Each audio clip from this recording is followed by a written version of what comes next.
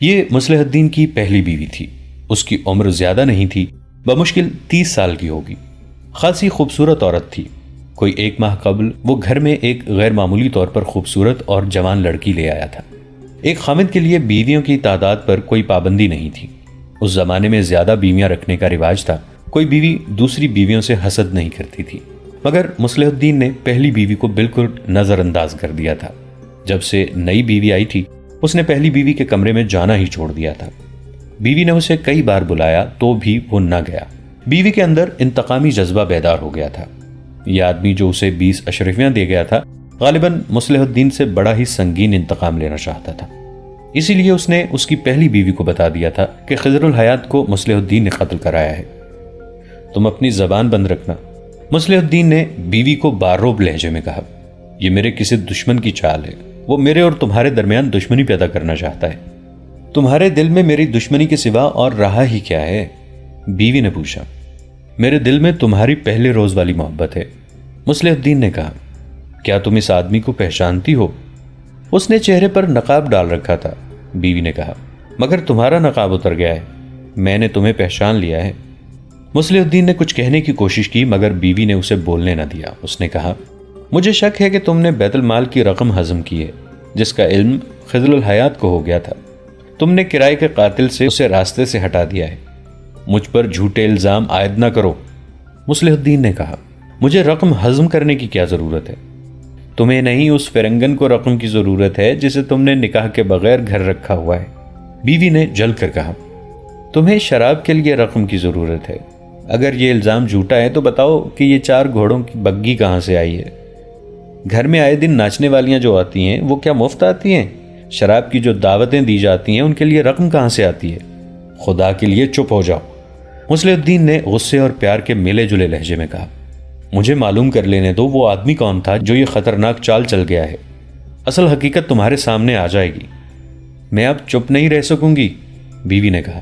تم نے میرا سینہ انتقام سے بھر دیا ہے۔ میں پورے مصر کو بتاؤں گی کہ میرا خاوند قاتل ہے، ایک مومن کا قاتل ہے۔ تم میری محبت کے قاتل ہو۔ میں اس قتل کا انتقام لوں گی۔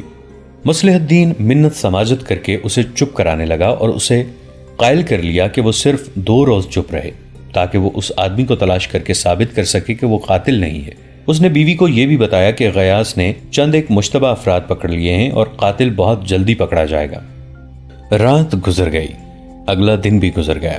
مصلح الدین گھر سے غائب رہا۔ اس کی دوسری بیوی یا داشتہ بھی کہیں نظر نہ آئی۔ شام کے بعد مصلح الدین گھر آیا اور پہلی بیوی کے کمرے میں چلا گیا۔ اس کے ساتھ پیار اور محبت کی باتیں کرتا رہا۔ بیوی اس کے فریب میں نہیں آنا چاہتی تھی، مگر پیار کے دھوکے میں آ گئی۔ مصلح الدین نے اسے کہا کہ وہ اس آدمی کو ڈھونڈ رہا ہے جو 20 اشرفیاں دے گیا تھا۔ کچھ دیر بعد بیوی سو گئی۔ اس رات مصلح الدین نے ملازموں کو چھٹی دے دی۔ گھر میں ایسی خاموشی تھی جو پہلے کبھی نہیں ہوئی تھی۔ مصلح الدین بہت دیر سوئی ہوئی بیوی کے کمرے میں رہا، پھر اٹھ کر کمرے سے نکل گیا۔ آدھی رات کا عمل ہوگا۔ ایک آدمی اس گھر کی باہر والی دیوار کے ساتھ پیٹھ لگا کر کھڑا ہو گیا۔ ایک آدمی اس کے کندھوں پر چڑھ گیا۔ تیسرا آدمی ان دونوں کو سیڑھی بنا کر اوپر گیا اور دیوار سے لٹک کر اندر کی طرف کود گیا۔ اس نے اندر سے بڑا دروازہ کھول دیا اور اس کے دونوں ساتھی اندر آ گئے۔ اس گھر میں رکھوالی والا کتا ہر رات کھلا رہتا تھا۔ اس رات وہ بھی ڈربے میں بند تھا۔ شاید ملازم جاتے ہوئے بھول گئے تھے کہ اسے کھلا رکھنا ہے۔ تینوں آدمی برآمدے میں چلے گئے۔ اندھیرا گہرا تھا۔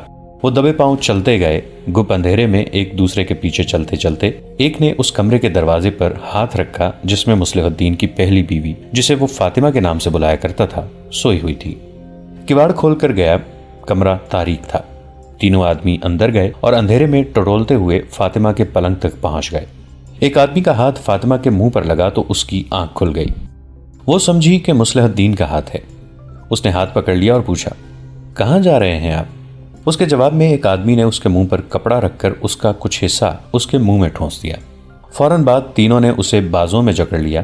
ایک نے منہ پر ایک اور کپڑا کس کر باندھ دیا۔ ایک نے ایک بوری کی طرح کا تھیلا کھولا۔ دوسرے 2 آدمیوں نے فاطمہ کو دوہرا کر کے رسیوں سے اس کے ہاتھ اور پاؤں باندھے اور اسے تھیلے میں ڈال کر تھیلے کا منہ بند کر دیا۔ انہوں نے تھیلا اٹھایا اور باہر نکل گئے۔ بڑے دروازے سے بھی نکل گئے۔ گھر میں کوئی مرد ملازم نہ تھا۔ خادمائیں بھی اس رات چھٹی پر تھیں۔ تھوڑی دور ایک درخت کے ساتھ 3 گھوڑے بندھے ہوئے تھے۔ تینوں آدمی گھوڑوں پر سوار ہوئے۔ ایک نے تھیلا اپنے آگے رکھ لیا، تینوں گھوڑے قاہرہ سے نکل گئے اور سکندریہ کا رخ کر لیا۔ صبح ملازم آ گئے۔ مصلح الدین نے فاطمہ کے متعلق پوچھا۔ 2 خادماؤں نے اسے تلاش کر کے بتایا کہ وہ گھر میں نہیں ہے۔ بہت دیر تک جب اس کا کوئی سراغ نہ ملا تو مصلح الدین ایک خادمہ کو الگ لے گیا۔ بہت دیر تک اس کے ساتھ باتیں کرتا رہا، پھر اسے ساتھ لیے غیاث کے پاس چلا گیا۔ اسے کہا کہ اس کی بیوی لاپتہ ہو گئی ہے۔ اس نے اس شک کا اظہار کیا کہ خضر الحیات کو فاطمہ نے قتل کرایا ہے، اور خضر نے مرتے مرتے انگلی سے مصلح جو لکھا تھا وہ دراصل مصلح کی بیوی لکھنا چاہتا تھا، لیکن موت نے تحریر پوری نہ ہونے دی۔ اس کے ثبوت میں اس نے اپنے خادمہ سے کہا کہ وہ غیاث کو اس آدمی کے متعلق بتائے گا۔ خادمہ نے بیان دیا کہ پرسوں شام ایک اجنبی آیا جس کے چہرے پر نقاب تھا۔ اس وقت مصلح الدین گھر پہ نہیں تھا۔ اس آدمی نے دروازے پر دستک دی تو یہ خادمہ باہر گئی۔ اجنبی نے کہا کہ وہ فاطمہ سے ملنا چاہتا ہے۔ خادمہ نے کہا کہ گھر میں کوئی مرد نہیں، اس لیے وہ فاطمہ سے نہیں مل سکتا۔ اس نے کہا کہ فاطمہ سے یہ کہہ دو کہ وہ اشرفیاں واپس کرنے آیا ہے، کہتا ہے کہ میں پوری رقم لوں گا۔ خادمہ نے فاطمہ کو جا کر بتایا تو اس نے اس آدمی کو اندر بلا لیا۔ خادمہ نے اپنے بیان میں کہا کہ فاطمہ نے اسے برآمدے میں کھڑے رہنے کو کہا اور یہ ہدایت دی کہ کوئی آ جائے تو میں اسے خبردار کر دوں۔ خادمہ کمرے کے دروازے کے ساتھ کھڑی رہی۔ اندر کی باتیں جو اسے سنائی دیں ان میں اس آدمی کا غصہ اور فاطمہ کی منت سماجت تھی۔ ان باتوں سے صاف پتہ چلتا تھا کہ فاطمہ نے اس آدمی سے کہا تھا کہ علی بن سفیان کے نائب حسن بن عبداللہ کو قتل کرنا ہے، جس کے عوض وہ اسے 50 اشرفیاں اور 2 ٹکڑے سونا دے گی۔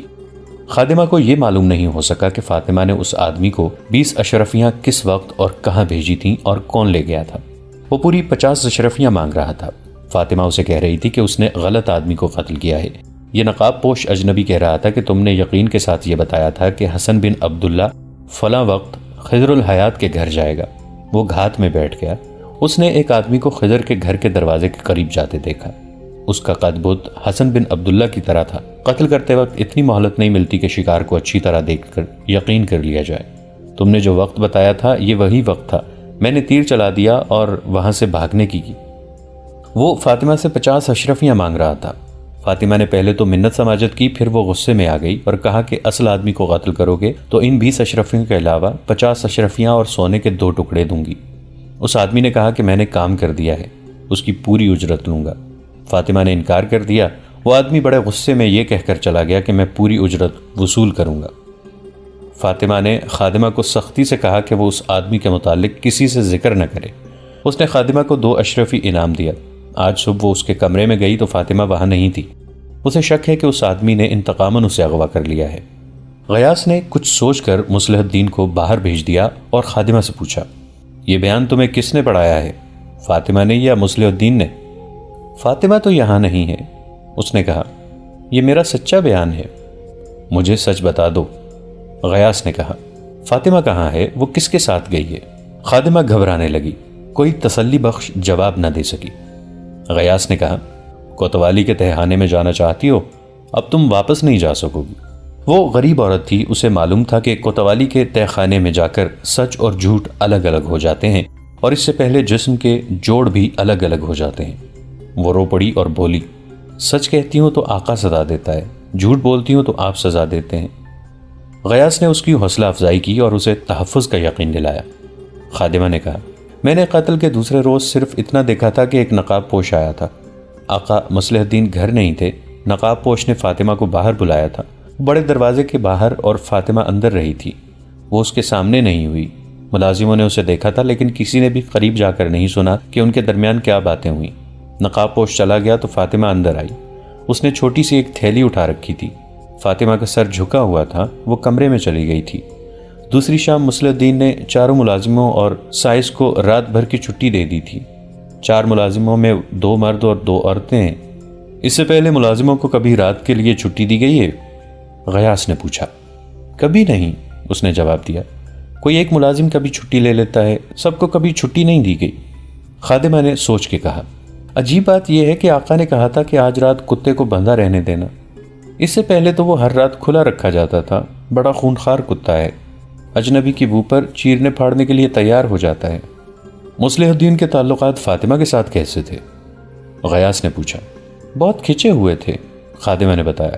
آقا ایک بڑی خوبصورت اور جوان لڑکی لایا ہے جس نے آقا کو اپنا غلام بنا لیا ہے۔ فاطمہ کے ساتھ آقا کی بول چال بھی بند ہے۔ غیاث نے خاتمہ کو الگ بٹھا کر مصلح الدین کو اندر بلایا اور باہر نکل گیا۔ واپس آیا تو اس کے ساتھ 2 سپاہی تھے۔ انہوں نے مصلح الدین کو دائیں اور بائیں بازو سے پکڑ لیا اور باہر لے جانے لگے۔ مصلح الدین نے بہت احتجاج کیا۔ غیاث یہ حکم دے کر باہر نکل گیا کہ اسے قید میں ڈال دو۔ اس نے دوسرا حکم یہ دیا کہ مصلح الدین کے گھر پر پہرا کھڑا کر دو، کسی کو باہر نہ جانے دو۔ اس وقت فاطمہ قاہرہ سے بہت دور شمال کی طرف ایک ایسی جگہ پہنچ چکی تھی جہاں ارد گرد اونچے ٹیلے، سبزہ اور پانی بھی تھا۔ یہ جگہ عام رہگزر سے ہٹی ہوئی تھی۔ وہاں وہ سورج نکلنے کے وقت پہنچی تھی۔ گھوڑے رک گئے تھے۔ اسے تھیلے میں سے نکالا گیا۔ اس کے منہ سے کپڑا ہٹا دیا گیا اور ہاتھ پاؤں بھی کھول دیے گئے۔ اس کے ہوش ٹھکانے نہیں تھے۔ وہ 3 نقاب پوشوں کے نرغے میں تھی۔ 3 گھوڑے کھڑے تھے۔ فاطمہ چیخنے چلانے لگی۔ نقاب پوشوں نے اسے پانی پلایا اور کچھ کھانے کو دیا۔ وہ ہاتھ نہیں آ رہی تھی۔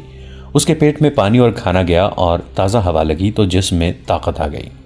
وہ اچانک اٹھی اور دوڑ پڑی۔ تینوں بیٹھے دیکھتے رہے۔ کوئی بھی اس کے تعاقب میں نہ گیا۔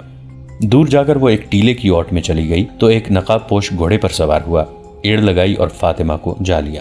وہ دوڑ دوڑ کر تھک گئی تھی، لیٹ گئی۔ نقاب پوش نے اسے اٹھا کر گھوڑے پر ڈال لیا اور خود اس کے پیچھے سوار ہو کر واپس اپنے ساتھیوں کے پاس لے گیا۔ بھاگو، ایک نے اسے تحمل سے کہا۔ کہاں تک بھاگو گی؟ یہاں سے تو کوئی تنومند آدمی بھی بھاگ کر قاہرہ نہیں پہنچ سکتا۔ فاطمہ روتی چیختی اور گالیاں دیتی تھی۔ ایک نقاب پوش نے اسے کہا، اگر ہم تمہیں قاہرہ واپس لے چلیں تو بھی تمہارے لیے کوئی پناہ نہیں۔ تمہیں تمہارے خاوند نے ہمارے حوالے کیا ہے۔ یہ جھوٹ ہے، فاطمہ نے چلا کر کہا۔ یہ سچ ہے، اس نے کہا۔ ہم نے تمہیں اجرت کے طور پر لیا ہے۔ تم نے مجھے پہچانا نہیں؟ میں تمہارے ہاتھ میں 20 اشرفی کی تھیلی دے کے آیا تھا۔ تم نے خاوند سے کہہ دیا تھا کہ تم قاتل ہو اور تم نے بے وقوفی یہ کی کہ اسے یہ بھی کہہ دیا کہ تم کوتوال کو بتاؤ گی۔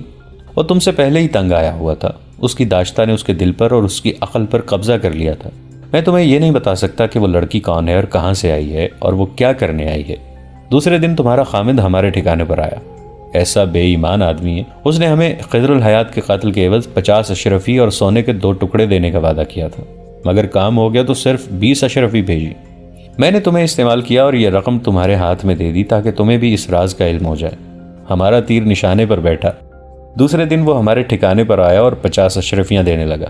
سونے کے ٹکڑے پھر ہضم کر رہا تھا۔ میرے ان ساتھیوں نے کہا کہ اب ہم بہت زیادہ اجرت لیں گے۔ اگر وہ نہیں دے سکے گا تو ہم کسی نہ کسی طرح کوتوال تک خبر پہنچا دیں گے۔ اسے اب یہ خطرہ نظر آ رہا تھا کہ تمہیں بھی پتہ چل گیا تھا کہ قاتل وہی ہے۔ اس کا علاج اس نے یہ سوچا کہ ہمیں کہا کہ تم میری بیوی کو اٹھا لے جاؤ، میں تمہارے لیے راستہ صاف کر دوں گا۔ ہم جان گئے کہ وہ اپنی داشتہ کے زیر اثر تم سے جان چھڑانا چاہتا ہے اور اب وہ اس لیے تمہیں غائب کرانا چاہتا ہے کہ تم اس کے جرم کی گواہ بن گئی ہو اور اسے کہہ بھی چکی ہو کہ تم کوتوال کو خبر کرو گی۔ فاطمہ کے آنسو خشک ہو چکے تھے۔ وہ حیرت زدہ ہو کر ان تیروں کو باری باری دیکھتی تھی۔ اس کی صرف آنکھیں نظر آتی تھیں۔ یہ آنکھیں ڈراؤنی اور خوفناک تھیں۔ اس کی زبان میں مٹھاس اور اپنائیت کی جھلک ضرور تھی۔ انہوں نے اسے دھمکی نہیں دی بلکہ سمجھانے کی کوشش کر رہے تھے کہ اس کا تڑپنا اور رونا اور بھاگنا بیکار ہے۔ میں نے تمہیں دیکھا تھا، نقاب پوش نے اسے کہا۔ جب مصلح الدین نے کہا کہ میری بیوی کو اجرت کے طور پر اٹھا لے جاؤ تو میں نے سکندریہ کی منڈی کے بھاؤ سے تمہاری قیمت کا اندازہ کیا۔ تم ابھی جوان ہو اور تم حسین بھی ہو، تم بڑے اچھے داموں بک سکتی ہو۔ ہم مان گئے۔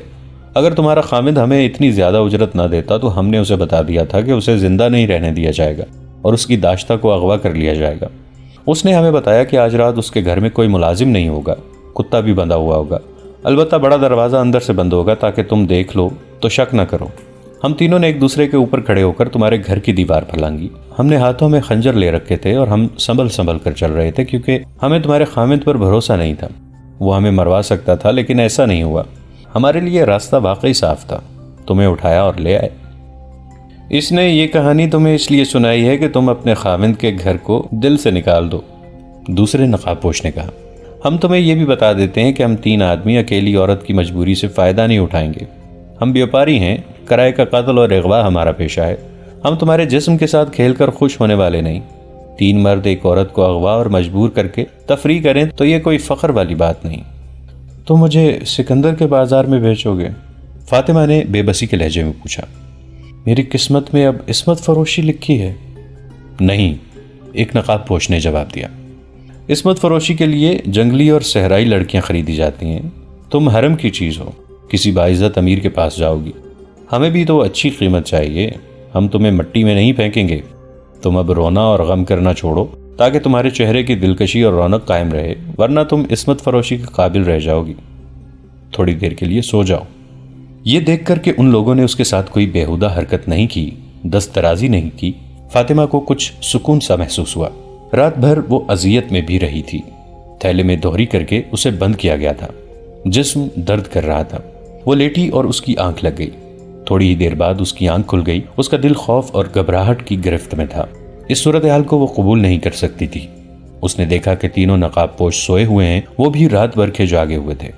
فاطمہ نے پہلے تو یہ سوچا کہ کسی ایک کا خنجر نکال کر تینوں کو قتل کر دے، لیکن اتنی جرت نہ کر سکی۔ تینوں کو قتل کرنا آسان نہیں تھا۔ اس نے گھوڑے دیکھے۔ ان لوگوں نے گھوڑوں سے زینے نہیں اتاری تھیں۔ وہ آہستہ سے اٹھی اور دبے پاؤں ایک گھوڑے تک پہنچی۔ سورج ٹیلوں کے پیچھے جا رہا تھا اور فاطمہ کو معلوم ہی نہ تھا کہ وہ قاہرہ سے کس طرف اور کتنی دور ہے۔ اس نے یہ خطرہ مول لے لیا کہ صحرا کی وسعت میں بھٹک بھٹک کر مر جائے گی، ان لوگوں کے ہاتھوں سے ضرور نکلے گی۔ اس نے ایک گھوڑے پر سوار ہوتے ہی ایڑ لگا دی۔ ٹاپوں نے نقاب پوشوں کو جگا دیا۔ انہوں نے فاطمہ کو ٹیلے کی اوٹ میں جاتے دیکھ لیا تھا۔ دو نقاب پوش گھوڑوں پر سوار ہوئے اور تعاقب میں گھوڑے سر پٹ بگا دیے۔ فاطمہ کے لیے مشکل یہ تھی کہ اسے ٹیلوں کے قید خانے سے نکلنے کا راستہ معلوم نہ تھا۔ صحرائی ٹیلے بھول بھلیوں جیسے ہوتے ہیں، صرف صحرا کے بھیدی ان سے واقف ہوتے ہیں۔ فاطمہ ایسے رخ کھولی جہاں آگے ایک اور ٹیلے نے راستہ روک رکھا تھا۔ اس نے وہاں جا کر پیچھے دیکھا تو نقاب پوش تیزی سے اس کے قریب آ رہے تھے۔ اس نے گھوڑے کو ٹیلے پر چڑھا دیا اور ایڑ مارتی گئی۔ گھوڑا اچھا تھا، اوپر جا کر پرے سے اتر گیا۔ وہ ایک طرف کو گھوڑا موڑ لے گئی۔ آگے راستہ مل گیا۔ نقاب پوش بھی پہنچ گئے۔ فاصلہ کم ہو رہا تھا۔ فاطمہ کو اپنی آنکھوں پر یقین نہ آیا جب اس نے اپنے سامنے سمندر کی طرح کھلا صحرا اور 4 شتر سوار اپنی سمت آتے دیکھے۔ اس نے چلانا شروع کر دیا، بچاؤ، ڈاکوں سے بچاؤ۔ وہ ان تک پہنچ گئی۔ اس کے پیچھے دونوں نقاب پوشوں کے گھوڑے باہر آئے۔ شتر سواروں کو دیکھ کر انہوں نے گھوڑوں کی باگیں کھینچی اور گھوڑے موڑے بھی۔ شتر سواروں نے اونٹ دوڑا دیے۔ ایک نے کمان میں تیر رکھ کر چھوڑا تو تیر ایک گھوڑے کی گردن میں اتر گیا۔ گھوڑا درد سے تڑپا، اچھلا اور بے قابو ہو گیا۔ سوار کود گیا۔ شتر سواروں نے انہیں للکارا تو دوسرے نے گھوڑا روک لیا۔ انہیں معلوم تھا کہ وہ 4 شتر سوار تیر اندازوں کی زد میں ہیں۔ فاطمہ نے بتایا کہ ان کا ایک ساتھی اندر ہے۔ ان دونوں کو پکڑ لیا گیا۔ یہ چاروں سلطان ایوبی کی فوج کے گشتی دستے کے سپاہی تھے۔ سلطان ایوبی نے سارے صحرا میں گشتی پہرے کا انتظام کر رکھا تھا تاکہ اچانک حملے کا خطرہ نہ رہے اور صلیبی تخریب کار مصر میں داخل نہ ہو سکیں۔ ان گشتی دستوں کا بہت فائدہ تھا۔ انہوں نے کئی مشتبہ لوگ پکڑے تھے۔ اب یہ نقاب پوش ان کے پھندے میں آ گئے۔ فاطمہ نے انہیں بتایا کہ اسے کس طرح یہاں تک لایا گیا ہے، وہ کس کی بیوی ہے۔ اس نے یہ بھی بتایا کہ ناظم مالیات قتل ہو گیا ہے۔ قتل اس کے خامن مصلح الدین نے کرایا ہے، جو شہر کا ناظم ہے، اور قاتل ان تینوں میں سے ایک ہے۔ تیسرے نقاب پوش کو بھی پکڑ لیا گیا۔